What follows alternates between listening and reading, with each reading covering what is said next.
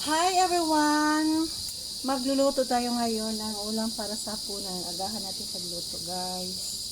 So ito na guys, lagay na ako na mainit na ang mantika.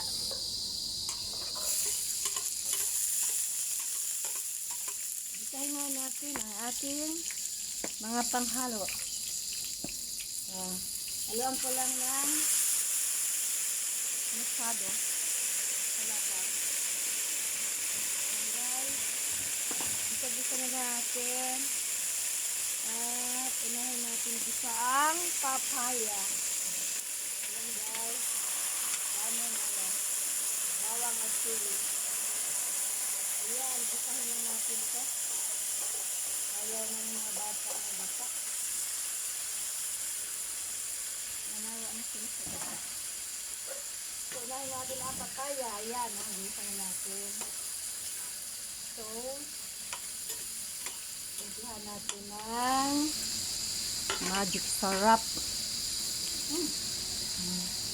Magic syrup.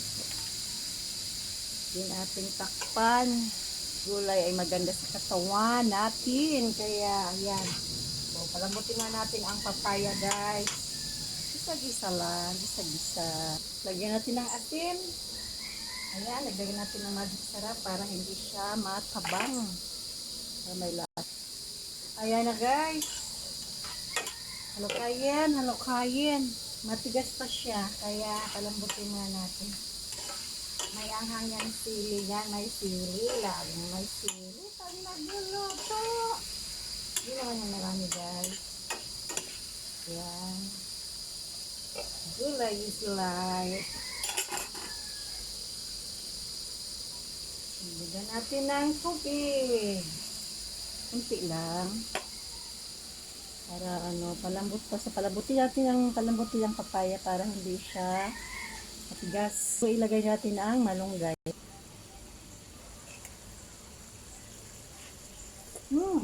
Malasa na. Matigas pa. Kailangan pa natin palambutin ang papaya bago ilagay ang malunggay. Ayan guys. Ilagay natin ngayon ang malunggay. Ito na guys, lagyan natin ang malunggay. Masarap yan, masarap.